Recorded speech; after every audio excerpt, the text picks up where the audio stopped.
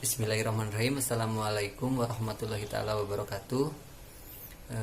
Saya perwakilan dari kelompok 4 akan memperkenalkan anggota dari kelompok 4. Yang pertama ada Adam Faisal, yang kedua ada Indra Setiaji, yang ketiga ada Muhammad Suandi, dan keempat saya sendiri Haris Syarifuddin. Di sini kami akan menjelaskan tentang kebebasan dan tanggung jawab. Silakan disimak penjelasannya dengan baik. Assalamualaikum warahmatullahi wabarakatuh. Perkenalkan, nama saya Adam Faisal dari kelompok 4. Kali ini saya akan menjelaskan atau mempresentasikan tentang topik kebebasan dan tanggung jawab di etika profesi. Nah, kali ini saya akan menjelaskan tentang pengertian kebebasan. Kebebasan, ada banyak pengertian tentang kebebasan, yaitu sederhananya kebebasan adalah tidak adanya larangan untuk melakukan sesuatu. Nah, meskipun demikian, kebebasan ini juga harus memperhatikan bahwasanya tidak ada intervensi dari kebebasan yang telah dilakukan tersebut terhadap kebebasan orang lain. Nah, dalam hal ini ada dua kebebasan yang harus seimbang, yaitu bebas untuk melakukan dan bebas tidak diintervensi oleh kebebasan tersebut. Nah, ada beberapa pendapat para ahli tentang kebebasan ini, yaitu salah satunya adalah John Kersey yang menyebutkan bahwasannya kebebasan adalah sebagai kemerdekaan meninggalkan atau bebas meninggalkan. Artinya dalam hal ini semua orang bebas untuk tidak melakukan atau melakukan sesuatu. Nah, di pendapat lain juga menurut Black, kebebasan diartikan sebagai sebuah kemerdekaan dari semua produk, dari semua bentuk-bentuk larangan, kecuali larangan yang telah diatur oleh undang-undang atau hukum. Nah, di dalam konteks berwarga negara antara pemerintah dan warga negaranya, kebebasan ini lebih menekankan kepada aspek tidak adanya intervensi atau larangan dari negara terhadap kebebasan warga negaranya atau dari kebijakan yang diambil maupun produk hukum, yaitu perundang-undangan sekalipun. Nah, kebebasan untuk memiliki semua hak juga ini sering juga diartikan sebagai hak asasi manusia, di mana hak asasi manusia ini wajib diberikan atau harus diberikan oleh negara kepada setiap individu yang berada di wilayah negaranya atau ada di wilayahnya gitu. Nah, kebebasan di dalam hak asasi manusia ini juga merupakan kebebasan untuk meninggalkan atau mengerjakan sesuatu hal seperti yang telah diatur dalam instrumen-instrumen internasional. Dalam memberikan hak asasi manusia juga, negara harus memperhatikan dua prasyarat utama untuk mendapatkan hak asasi manusia, yaitu karakter dasar hak asasi manusia dan status manusia. Artinya dua prasyarat ini saling berkaitan satu sama lain. Ketika status manusia sebagai makhluk hidup yang bermartabat, yang dihargai dan dihormati, maka seseorang tersebut telah memiliki hak asasi manusia. Begitu juga sebaliknya. Nah, jika manusia telah memiliki hak asasi manusia, maka martabatnya telah dihormati dan dihargai. Nah, dalam arti lain, tidak menghargai martabat manusia itu merupakan suatu pelanggaran hak asasi manusia. Nah, mungkin itu penjelasan dari bermacam-macam pendapat tentang kebebasan. Kurang lebihnya saya mohon maaf. Semoga ini bisa bermanfaat. Sekian, wassalamualaikum warahmatullahi taala wabarakatuh. Assalamualaikum warahmatullahi wabarakatuh. Saya di sini akan menjelaskan tentang jenis-jenis kebebasan. Jenis-jenis kebebasan di sini ada 9 kebebasan. Yang pertama, kebebasan untuk diterima orang lain atau sosial. Artinya kebebasan yang tidak menghina dan melampaui kebebasan orang lain. Contohnya tidak mengambil hak orang lain, dan juga kebebasan yang bertanggung jawab, bukan kebebasan yang seenaknya tanpa aturan. Yang kedua, kebebasan untuk menentukan diri kita sendiri atau eksistensial. Artinya kebebasan seseorang untuk menentukan kegiatan dan perilaku seseorang. Yang ketiga, kebebasan fisik makhluk-makhluk yang berjuang secara sadar manusia dan binatang, dan bahkan tumbuh-tumbuhan, meskipun dalam derajat yang lebih rendah, menikmati kebebasan fisik sejauh rintangan-rintangan eksternal yang bersifat fisik atau material tidak menghalangi makhluk-makhluk tersebut. Yang keempat, kebebasan moral dalam arti luas. Tercapai karena kemampuan untuk menentukan sendiri sesuatu tanpa dihambat oleh sebab luar, misalnya ancaman-ancaman yang bertindak secara batin atau interior pada pikiran dengan jalan imajinasi. Dalam arti sempit, tercapai karena kemampuan untuk memutuskan sendiri sesuatu tanpa berpapasan dengan kewajiban yang bertentangan, misalnya pergi ke bioskop.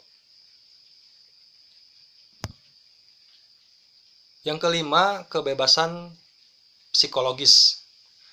Tidak mengecualikan tetapi sesungguhnya mengandalkan pembatasan fisikis dan kewajiban-kewajiban moral. Yang keenam, kebebasan yang dapat dimengerti. Tercapai karena fakta bahwa kehendak yang tidak tergantung pada semua pengaruh dorongan indera ditentukan oleh akal budi murni belaka. Yang ketujuh, kebebasan eksistensial.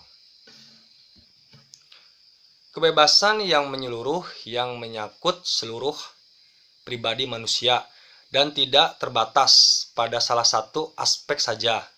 Kebebasan eksistensial adalah kebebasan yang tertinggi. Kebebasan eksistensial adalah konteks etis. Yang kedelapan, kebebasan yuridis. Kebebasan ini berkaitan dengan hukum dan harus dijamin oleh hukum.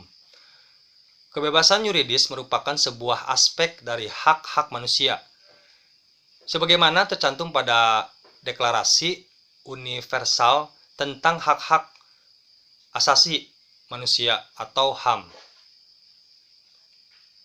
Yang kesembilan, yang terakhir, kebebasan sosial politik.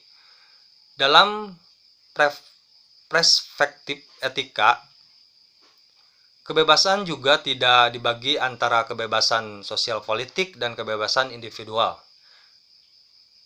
Mungkin penjelasan jenis-jenis kebebasan cukup sampai di situ dulu ya. Mohon maaf jika ada kata-kata yang salah. Saya tutup dengan wassalamualaikum warahmatullahi taala wabarakatuh. Assalamualaikum warahmatullahi taala wabarakatuh. Izin memperkenalkan diri, nama saya Muhammad Suwandi dari kelompok 4. Saya di sini akan menjelaskan tentang tanggung jawab. Tanggung jawab menurut Kamus Umum Bahasa Indonesia adalah keadaan wajib menanggung segala sesuatunya.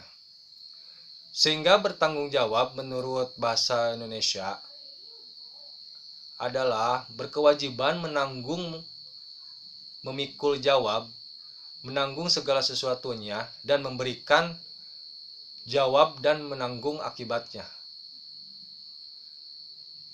Tanggung jawab adalah kesadaran manusia akan tingkah laku atau perbuatan yang disengaja maupun yang tidak disengaja. Tanggung jawab juga berarti berbuat sebagai perwujudan kesadaran akan kewajibannya. Tanggung jawab itu bersifat kodrati, artinya sudah menjadi bagian kehidupan manusia. Jadi bahwa setiap manusia pasti dibebani dengan tanggung jawab. Apabila ia tidak mau bertanggung jawab, maka ada pihak lain yang memaksakan tanggung jawab itu. Dengan demikian, tanggung jawab itu dapat dilihat dari dua sisi, yaitu dari sisi pihak yang berbuat dan dari sisi kepentingan pihak lain. Tanggung jawab adalah ciri manusia beradab atau berbudaya. Manusia merasa bertanggung jawab karena ia menyadari akibat baik atau buruknya perbuatan itu, dan menyadari pula bahwa pihak lain memerlukan pengabdian atau pengorbanan. Untuk memperoleh atau meningkatkan kesadaran bertanggung jawab, perlu ditempuh usaha melalui pendidikan, penyuluhan, keteladanan, dan takwa kepada Tuhan Yang Maha Esa. Sekian dari saya.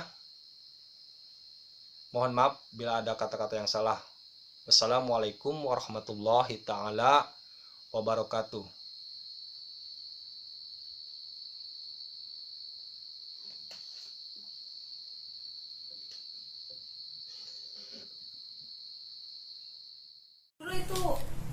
Baik, di sini saya akan menjelaskan tentang jenis-jenis tanggung jawab ya.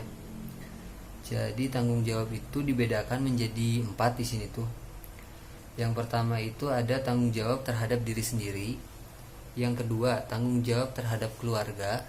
Yang ketiga, tanggung jawab terhadap masyarakat. Dan yang keempat adalah tanggung jawab terhadap bangsa dan negara. Nah, tanggung jawab terhadap diri sendiri ini menuntut kesadaran untuk setiap orang. Jadi orang itu sadar nggak sih akan tanggung jawabnya terhadap dirinya sendiri gitu. Jadi untuk tanggung jawab diri sendiri ini bagaimana cara kita mengembangkan kepribadian gitu, cara kita untuk bertanggung jawab, bersikap ya, contohnya seperti itu sih. Dan untuk yang kedua itu tanggung jawab terhadap keluarga. Nah, keluarga itu merupakan sebuah perkumpulan. Jadi di situ ada suami, istri, anak juga. Nah, di situ mereka memiliki tanggung jawabnya masing-masing. Contoh tanggung jawab seorang suami ya. Seorang suami jelas memberikan nafkah untuk semua anggota keluarganya. Itu salah satunya. Terus untuk yang ibu rumah tangga, dia juga ya mengurus keluarga, bagaimana mendidik anak ketika anak di rumah gitu. Itu sebuah tanggung jawab dari seorang istri, itu salah satunya. Kalau dari anak ya bagaimana cara kita menghormati orang tua, cara kita disiplin mengikuti apa yang dikatakan orang tua gitu. Terus yang ketiga adalah tanggung jawab terhadap masyarakat. Nah, tanggung jawab terhadap masyarakat itu tersendiri. Jadi kan kita hidup itu berkelompok atau bermasyarakat ya. Jadi bagaimana kita bertanggung jawab terhadap orang di lingkungan sekitar kita, bagaimana kita bersikap terhadap mereka. Jadi kita mempertanggungjawabkan apa yang kita lakukan gitu. Jadi ketika kita bersikap baik ya, masyarakat juga akan melihat kita baik, berarti tanggung jawab kita baik. Terus bagaimana kita ketika kita diberikan amanah oleh suatu masyarakat untuk mengelola sesuatu, kita mampu menjalankannya. Itu seperti itu untuk contoh tanggung jawab terhadap masyarakat. Nah, yang selanjutnya itu ada tanggung jawab terhadap bangsa dan negara. Nah, untuk tanggung jawab terhadap bangsa dan negara itu salah satunya seperti ketika kita diberikan wewenang untuk menjadi pejabat atau aparatur negara. Nah, di situ bagaimana sih cara kita bertanggung jawab ketika kita diberikan amanah seperti itu, ketika kita menjadi DPR atau apa, bagaimana kita bersikap memperlakukan ya masyarakat atau rakyat. Terus apabila kita diberikan kepercayaan tentang pengelolaan keuangan, ya jangan sampai itu menjadikan sebuah kita korupsi. Nah, itu kan namanya tidak bertanggung jawab ya. Nah, itu tadi jenis-jenis tanggung jawab. Nah, selanjutnya itu ada hubungan kebebasan dan tanggung jawab. Nah, kebebasan itu seperti yang tadi dijelaskan sama Adam juga udah, terus sama yang tanggung jawab dijelaskan sama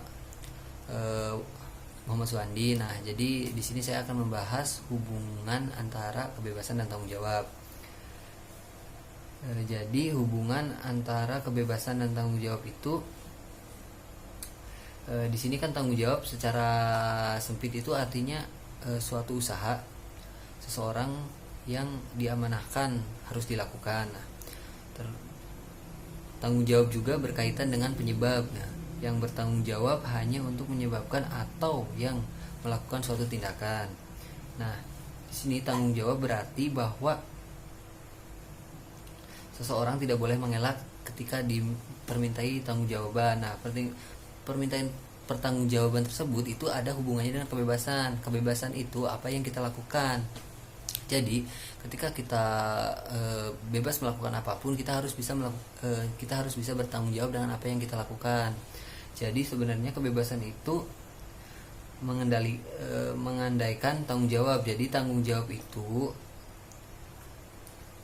sebuah pengendali dari kebebasan. Jadi, ketika kebebasan tanpa adanya tanggung jawab, jadi akan lepas kendali, jadi tanpa kontrol gitu. Jadi ketika kita diberi kebebasan tapi tanpa ada tanggung jawab, itu seolah-olah jadi semena-mena gitu berbuat apapun. Jadi di sini kebebasan itu membuat orang bertanggung jawab terhadap tindakan sejauh tindakan yang itu dikehendaki. Nah, jadi kalau kebebasan dan tanggung jawab itu hubungannya di situ. Jadi ketika kita bebas melakukan ada suatu kebebasan untuk melakukan suatu hal, maka di situ ada letak tanggung jawabnya. Jadi secara singkatnya seperti itu. Mungkin penjelasan singkat dari saya seperti itu. Silakan kepada kelompok lain apabila ada yang mau ditanyakan. Saya persilahkan untuk melakukan pertanyaan di WA group melalui voice note. Terima kasih.